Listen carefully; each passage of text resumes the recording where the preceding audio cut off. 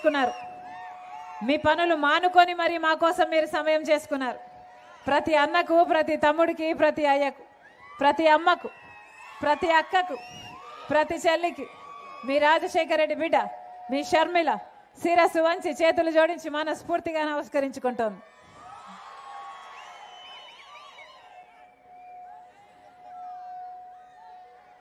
పది సంవత్సరాలు అయిపోయింది మన రాష్ట్రం ఏర్పడి. 10 సంవత్సరాలు అయిపోయింది మన రాష్ట్రం ఏర్పడి. ఈ 10 సంవత్సరాలలో ఒక్క అడుగైనా అభివృద్ధిలో మన రాష్ట్రం ముందడుగు వేసిందా లేదా?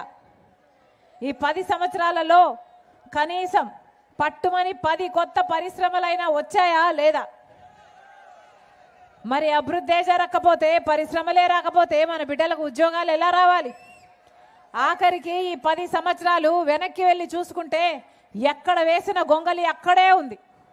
10 సంవత్సరాలు మిగతా రాష్ట్రాలు అన్ని అభివృద్ధిలో దూసుకుపోతున్నాయి, కానీ మన రాష్ట్రం మాత్రం ఎక్కడ వేసిన గొంగలి అక్కడే ఉంది.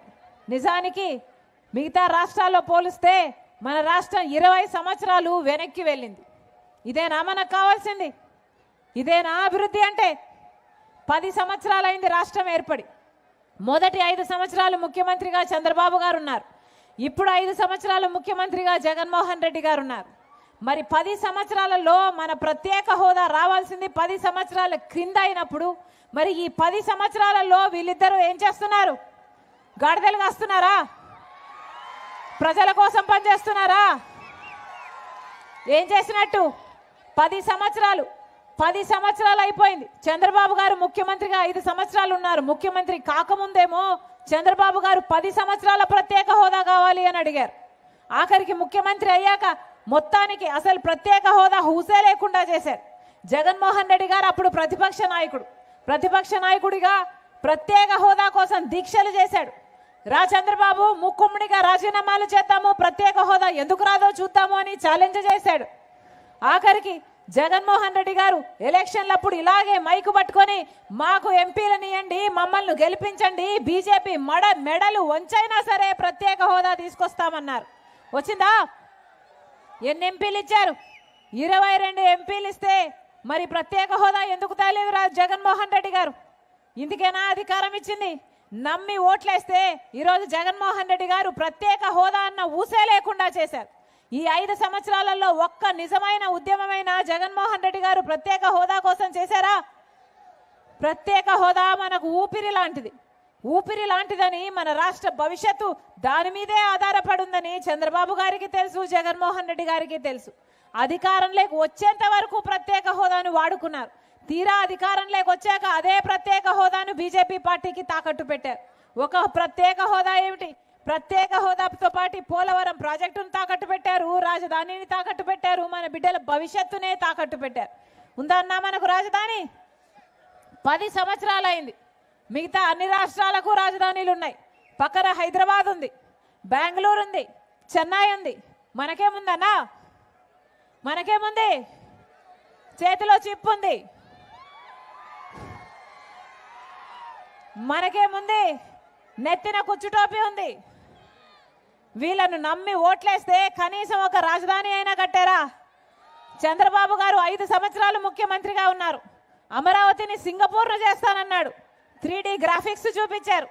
తీరా చూస్తే అమరావతి కాస్త భ్రమరావతి అయిపోయింది. కనీసం ఒక్క పర్మనెంట్ బిల్డింగ్ కూడా కట్టలేదు చంద్రబాబు గారు. మళ్ళీ జగన్మోహన్ రెడ్డి గారు ముఖ్యమంత్రి అయ్యారు. ఈయనకు ఒక రాజధాని సరిపోలేదు, 3 రాజధానీలు అన్నారు. పోనీ 3 ఒకటైనా సాధ్యం చేశారా అంటే ఒక్కటి కూడా సాధ్యం చేయలేదు. వాషింగ్టన్ డీసీని తలపిస్తారన్నారు, మోడీ అయితే న్యూఢిల్లీని తలపిస్తారన్నారు. రాజధాని ఎక్కడుంది? ఉందా రాజధాని? ఏం మిగిలింది మనకు? గుండు సున్నా మిగిలింది. 10 సంవత్సరాలు అయిపోయింది. అందరికీ అన్నీ ఉన్నాయి, మనకు మాత్రం ఏదీ మిగలలేదు. మళ్ళీ వీళ్ళకి ఓట్లు వేయాలనా? మళ్ళీ వీళ్ళకి అధికారం ఇవ్వాలనా? వీళ్ళకి అధికారం ఇస్తే మళ్ళీ ప్రత్యేక హోదా కోసం కొట్లాడతారా? పోలవరం కోసం కొట్లాడతారా? రాజధాని తీసుకొస్తారా? బీజేపీ పార్టీతో పొత్తులు పెట్టుకున్నారు, బీజేపీ పార్టీకి తొత్తులయ్యారు తప్పితే ప్రజల గురించి ఆలోచన చేసింది ఏమీ లేదు. మనకు బీజేపీ పార్టీ వెన్నుపోటు పొడుస్తూనే ఉంది. మనకి ఇవ్వాల్సిన హామీలలో మనకు రావాల్సిన హక్కులలో ఒక్కటే ఇవ్వలేదు బీజేపీ పార్టీ. అయినా అదే బీజేపీ పార్టీతో పొత్తు పెట్టుకున్నాడు చంద్రబాబు గారు. బీజేపీ పార్టీతో చంద్రబాబు గారు పొత్తు పెట్టుకుంటే జగన్మోహన్ రెడ్డి గారికి ఏమో అక్రమ పొత్తు. ఇద్దరికి పొత్తులున్నాయి, ఒకరిది బహిరంగ పొత్తు, ఇంకొకరిది అక్రమ పొత్తు. ఆఖరికి జగన్మోహన్ రెడ్డి గారు దత్తత పుత్రుడు అంటున్నారు. బీజేపీ నాయకులే నిర్మలా సీతారామన్ గారే మోడీకి దత్తపుత్రుడు జగన్మోహన్ రెడ్డి గారు అని చెప్తున్నారే, మరి ఇంతకంటే దారుణం ఉంటుందా? రాజశేఖర రెడ్డి గారి వారసుడు జగన్మోహన్ రెడ్డి గారు రాజశేఖర రెడ్డి గారి కొడుకు అనుకొని వారసుడు అనుకొని ఓట్లేస్తే ఈరోజు రాజశేఖర రెడ్డి గారి వారసుడుగా మిగిలారా, లేకపోతే మోడీ దత్తపుత్రుడుగా మిగిలాడా? అసలు రాజశేఖర రెడ్డి గారు ఏ రోజైనా బీజేపీని సమర్థించారా? జీవితంలో ప్రతిరోజు బీజేపీని వ్యతిరేకించారు రాజశేఖర రెడ్డి గారు. ఎందుకంటే బీజేపీ పార్టీ ఒక మతతత్వ పార్టీ కాబట్టి.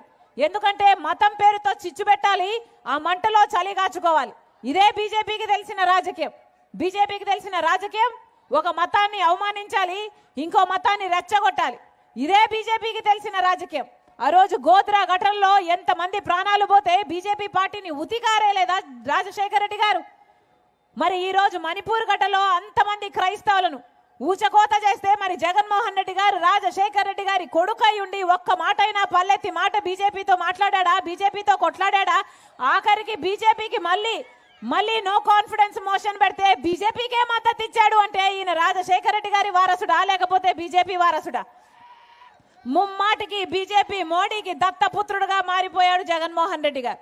ఇంత అన్యాయం చేస్తున్నారు మన రాష్ట్రానికి. ప్రత్యేక హోదాను తాకట్టు పెట్టారు, రాజధానిని తాకట్టు పెట్టారు, మన బిడ్డల భవిష్యత్తును రాష్ట్రాన్ని మొత్తము స్వప్రయోజనాలకు తాకట్టు పెట్టారు. వీళ్ళకే మళ్ళీ ఓట్లేద్దామా, వీళ్ళనే మళ్ళీ అధికారంలో కూర్చోబెడతామా? ఒక్కసారి ఆలోచన చేయండి. రాజశేఖర రెడ్డి గారు బిడ్డల్ని గుండెల్లో పెట్టుకున్నాడు. ఫీజు రీఎంబర్స్మెంట్ అయితేనేమి, ఉద్యోగాలు అయితేనేమి ఎన్ని చేశాడు రాజశేఖర రెడ్డి గారు. మరి జగన్మోహన్ రెడ్డి గారు అధికారంలో 5 సంవత్సరాలు ఉన్నారు. రాజశేఖర రెడ్డి గారి కొడుకు 5 సంవత్సరాలు అధికారంలో ఉండి మరి బిడ్డల్ని ఎలా చూసుకున్నాడు? ప్రతి సంవత్సరము జాబ్ క్యాలెండర్ ఇస్తానని చెప్పలేదా జగన్మోహన్ రెడ్డి గారు? ఏం చెప్పాడు? ఇలాగే 5 సంవత్సరాల క్రితం మైకు పట్టుకొని సంక్రాంతి వచ్చినప్పుడల్లా జాబ్ క్యాలెండర్ వస్తుంది అన్నాడు. వచ్చిందా? ఒక్క జాబ్ క్యాలెండర్ అయినా? జగన్మోహన్ రెడ్డి గారు ముఖ్యమంత్రి అయి ఎన్ని సంక్రాంతులు వచ్చాయి, ఎన్ని సంక్రాంతులు పోయాయి? 5 సంక్రాంతులు వచ్చాయి, 5 సంక్రాంతులు వెళ్ళిపోయాయి. ఒక్క జాబ్ క్యాలెండర్ అయినా వచ్చిందా ఈ 5 ఏళ్లలో? ఒక్క జాబ్ క్యాలెండర్ కూడా రాలేదు. 2,30,000 ఉద్యోగాలు ఖాళీగా ఉన్నాయని చెప్పాడు ఇలాగే మైకు పట్టుకొని జగన్మోహన్ రెడ్డి గారు. ఈ రోజుటి వరకు 5 సంవత్సరాలు గడిచాక ఇప్పుడు కూడా ప్రభుత్వ శాఖలో అదే 2,25,000 ఉద్యోగాలు ఖాళీగా ఉన్నాయి. మరి 5 సంవత్సరాలు ఎందుకు భర్తీ చేయలేదు? 5 సంవత్సరాలు ఏం చేసినట్టు? గుడ్డి గుర్రాలకు పళ్ళు తోమారా? 5 సంవత్సరాలు వృధా అయిపోయిందే, మన బిడ్డలకు ఉద్యోగాలు రాలేదు.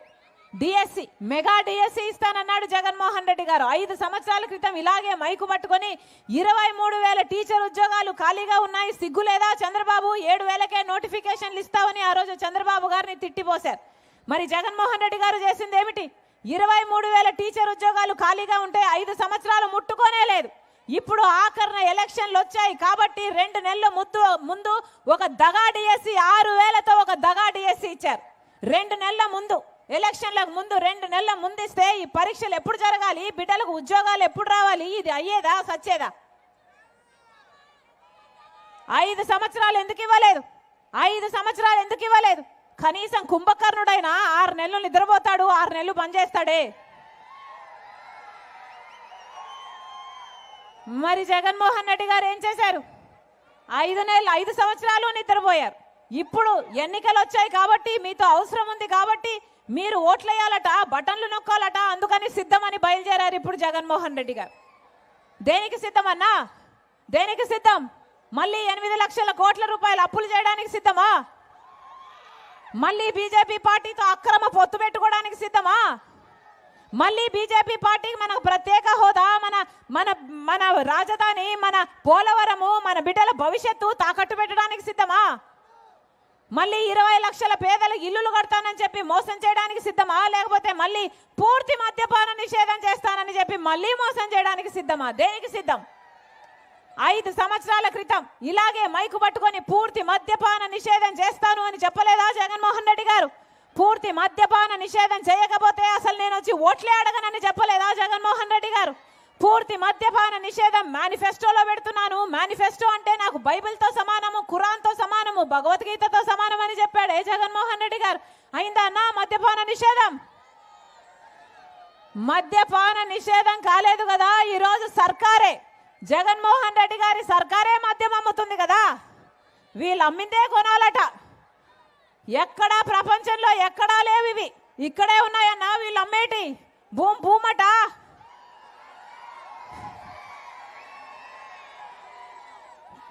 భూమట, స్పెషల్ స్టేటస్ అట, క్యాపిటల్ అట, డిఎస్సి అట. అయ్యా జగన్మోహన్ రెడ్డి గారు వాగ్దానాలన్నీ ఎక్కడ నిలబెట్టుకున్నారయ్యా అంటే అదిగో మద్యం షాపులు అన్నీ నిలబెట్టుకున్నారు అన్నట్టుగా ఉంది. వీళ్ళు అమ్మిందే కొనాలి, వీళ్ళకి ఎంత కమ్ముతే అంతకే కొనాలి. అది కూడా డిజిటల్ పేమెంట్స్ లేవు, ఓన్లీ క్యాష్ అట. అంటే ఎంత అమ్ముతున్నారు, సేల్స్ ట్యాక్స్ ఎంత, స్టేట్ ట్యాక్స్ ఎంత, సెంట్రల్ ట్యాక్స్ ఎంత, ఎక్సైజ్ ట్యాక్స్ ఎంత, ఒక లెక్క, ఒక పాడు, ఒక పద్ధతి ఏదైనా ఏడ్చిందా? ఈ కల్తీ మందు తాగి మన రాష్ట్రంలో 25% మంది ఎక్కువ చచ్చిపోతున్నారు. లివరు, కిడ్నీలు చెడిపోయి. ఎవరు పట్టించుకుంటున్నారు? ఒక్క హెల్త్ చెక్ అయినా ఉందా? మొత్తం ఏర్లై పారుతుంది మద్యం. మద్యంలో అభివృద్ధి చెందింది, మధ్యాంధ్రప్రదేశ్గా అయింది మన రాష్ట్రం. ఇక మద్యం సరిపోలేదన్నట్టు కంటైనర్లో డ్రగ్స్ వస్తున్నాయి. ఎక్కడ చూసినా గంజాయి దొరుకుతుంది. ఎక్కడికి వెళ్తుందన్నా మన రాష్ట్రం? ఎందుకు వేయాలి వీళ్ళకు ఓట్లు? మళ్ళీ చెప్తున్నాం, బీజేపీ పార్టీ ఎక్కడో లేదు మన రాష్ట్రంలో. బి అంటే బాబు, జే అంటే జగన్, పి అంటే పవన్. చంద్రబాబుకు ఓటేసినా అది బీజేపీకి ఓటేసినట్టే, పవన్ కళ్యాణ్కి ఓటేసినా అది బీజేపీకి ఓటేసినట్టే, జగన్మోహన్ రెడ్డి గారికి ఓటేసినా అది బీజేపీకి ఓటేసినట్టే. బీజేపీని ఎదుర్కోగల ఏకైక పార్టీ ఈరోజు కాంగ్రెస్ పార్టీ. ఒక్క కాంగ్రెస్ పార్టీ మాత్రమే చెప్తుంది ప్రత్యేక హోదా 10 సంవత్సరాలు ఇస్తాము అని. అది కూడా అధికారం లేకొచ్చిన వెంటనే 10 సంవత్సరాల ప్రత్యేక హోదా ఇస్తామని రాహుల్ గాంధీ గారు చెప్తే ఆ మాట పట్టుకొని వచ్చింది రాజశేఖర రెడ్డి బిడ్డ. నేను రాజశేఖర రెడ్డి బిడ్డను, పులి కడుపున పులే పుడుతుంది. నా గుండెలో నిజాయితీ ఉంది, ఎవరికి భయపడేది కాదు రాజశేఖర రెడ్డి బిడ్డ. అలాగని అన్యాయం చేస్తుంటే చూస్తూ నిలబడి చూసేది కాదు రాజశేఖర రెడ్డి బిడ్డ. నా ఆంధ్ర రాష్ట్రానికి, నా పుట్టినింటికి అన్యాయం జరుగుతుంది కాబట్టే కనీసం ప్రత్యేక హోదా అన్న ఊసే లేకుండా చంద్రబాబు గారు, జగన్మోహన్ రెడ్డి గారు చేస్తున్నారు కాబట్టే కొట్లాడడానికి ఒక గొంతు కావాలి కాబట్టే, అందుకని కాంగ్రెస్ పార్టీ ప్లాట్ఫామ్ కావాలి కాబట్టే రాజశేఖర రెడ్డి బిడ్డ కాంగ్రెస్ పార్టీలో చేరింది. ఆంధ్ర రాష్ట్రానికి మళ్ళీ మేలు చేసేంత వరకు, మనకు ప్రత్యేక హోదా వచ్చేంత వరకు రాజశేఖర రెడ్డి బిడ్డ ఇక్కడి నుంచి కదిలేదే లేదు. మళ్ళీ చెప్తున్నాం, కాంగ్రెస్ పార్టీ మాత్రమే ప్రత్యేక హోదా తేగల సత్తా ఉన్న పార్టీ. మనకు ప్రత్యేక హోదా కావాలన్నా, పోలవరం కావాలన్నా, రాజధాని కావాలన్నా, మన బిడ్డల భవిష్యత్తు బాగుండాలన్నా, మన రాష్ట్రాన్ని మనం కట్టుకోవాలన్నా మనకు కాంగ్రెస్ పార్టీ అధికారంలోకి రావాలి. మాటిచ్చి చెప్తున్నాం, కాంగ్రెస్ పార్టీ అధికారంలోకి వచ్చినాక రైతులకు 2 లక్షల వరకు రుణమాఫీ చేస్తుంది కాంగ్రెస్ పార్టీ. కాంగ్రెస్ పార్టీ అధికారంలోకి వచ్చినాక ప్రతి పేద ఇల్లు గడుపుకోవడానికి, ఇంటి ఖర్చుల కోసం ప్రతి నెల 8,333 రూపాయలు, అంటే సంవత్సరానికి 1,00,000 రూపాయలు, 5 సంవత్సరానికి 5 లక్షల రూపాయలు ప్రతి పేద కుటుంబానికి ఇస్తుంది కాంగ్రెస్ పార్టీ. ఎలాగైతే రాజశేఖర రెడ్డి గారు ఇందిరమ్మ ఇల్లులు 40 లక్షలు కట్టాడు, మళ్ళీ అలాంటి ఇందిరమ్మ ఇల్లులు రాజశేఖర రెడ్డి బిడ్డ చెప్తుంది ఇల్లు లేని ప్రతి పేద కుటుంబానికి 5 లక్షలు పెట్టి పక్కా ఇల్లు కడుతుంది కాంగ్రెస్ పార్టీ. మన బిడ్డలకు ఉద్యోగాలు రావాలన్నా, పెన్షన్లు 4,000 కావాలన్నా, వికలాంగుల పెన్షన్లు 6,000 కావాలన్నా కాంగ్రెస్ పార్టీ అధికారంలోకి రావాలి. మనస్ఫూర్తిగా ఆశీర్వదించండి. ఎమ్మెల్యే క్యాండిడేట్లు వెంకట్, స్థానిక ఎమ్మెల్యే క్యాండిడేట్ మీ వెంకట్ గొప్ప మెజారిటీతో గెలిపించండి. మీకు అందుబాటులో ఉంటాడు, మీ గొంతైతాడు, మీ బలం అవుతాడు. మనస్ఫూర్తిగా ఆశీర్వదించండి. అలాగే ఎంపీ క్యాండిడేట్ గిడుగు రుద్రరాజన్న గారు, మీ బిడ్డ మీకు సేవ చేయాలని ఆశపడుతున్నాడు. అవసరమైతే ఢిల్లీలో నిరాహార దీక్ష అయినా చేస్తాడు ప్రత్యేక హోదా కోసం. మనస్ఫూర్తిగా ఆశీర్వదించండి. గొప్ప మెజారిటీతో కాంగ్రెస్ పార్టీ అభ్యర్థులని, అలాగే ఇండియా కూటమి అభ్యర్థులని రంపచౌడవరంలో నిలబడుతున్నా రామారావు గారిని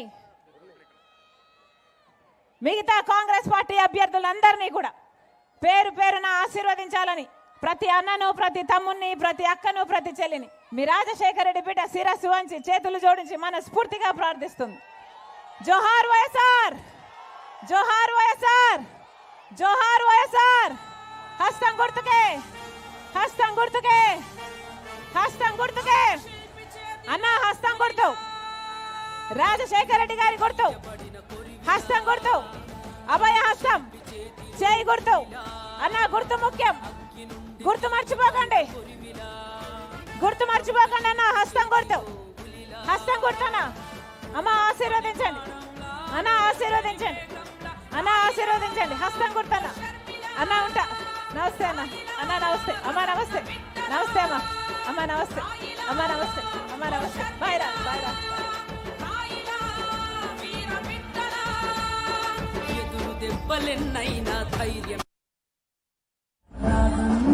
అదేవిధంగా రాజమండ్రి రూరల్ నియోజకవర్గం నుంచి పోటీ చేస్తున్నటువంటి మిత్రులు బాలేపల్లి మురళి గారు కూడా మీ యొక్క అమూల్యమైన ఓటును హస్తం గుర్తు మీద వేయాలి. రాజానగరం నియోజకవర్గం నుంచి పోటీ చేస్తున్నటువంటి ముద్ర శ్రీనివాస్ గారు, పెద్దబాబు గారు, వారు కూడా మీ యొక్క అమూల్యమైనటువంటి ఓటును హస్తం గుర్తు మీద వేయాలి. అనపర్తి నియోజకవర్గం నుంచి పోటీ చేస్తున్నటువంటి డాక్టర్ వై శ్రీనివాస్ గారికి మీ యొక్క అమూల్యమైన ఓటును వేయాలి. కొవ్వూరు నుంచి పోటీ చేస్తున్నటువంటి సోదరిమణి మన జిల్లా కాంగ్రెస్ అధ్యక్షురాలు శ్రీమతి అరుణ్ కుమార్ గారికి మీ యొక్క అమూల్యమైన ఓటును హస్తం గుర్తు మీద వేయాలి. అదేవిధంగా గోపాలపురం నుంచి పోటీ చేస్తున్నటువంటి సోడరాశి మార్టిన్ గారిని మీ యొక్క అమూల్యమైన ఓటును హస్తం గుర్తు మీద ఓటు వేసి గెలిపించాలి. నిడదవోలు నుంచి పోటీ చేస్తున్నటువంటి పెద్దిరెడ్డి సుబ్బారావు గారు, వారికి కూడా మీ యొక్క అమూల్యమైనటువంటి విలువని హస్తం గుర్తు మీద ఓటు వేసి గెలిపించాలని కోరి ప్రార్థిస్తున్నాం. మిత్రులందరికీ కూడా ధన్యవాదాలు. మరి ఈ ప్రాంతంలో గతంలో రాజశేఖర రెడ్డి గారికి అత్యంత సన్నిహితంగా పనిచేసినటువంటి పెద్దలు దివంగతులు జక్కంపూడి రామ్మోహన్ రావు గారి స్ఫూర్తితోటి మేమందరం కూడా రాజకీయాల్లోకి వచ్చాం. సో జక్కంపూడి రామ్మోహన్ రావు గారికి ఘనమైనటువంటి నివాళులు ఆంధ్రప్రదేశ్ కాంగ్రెస్ కమిటీ తరఫున తెలియజేసుకుంటున్నాం.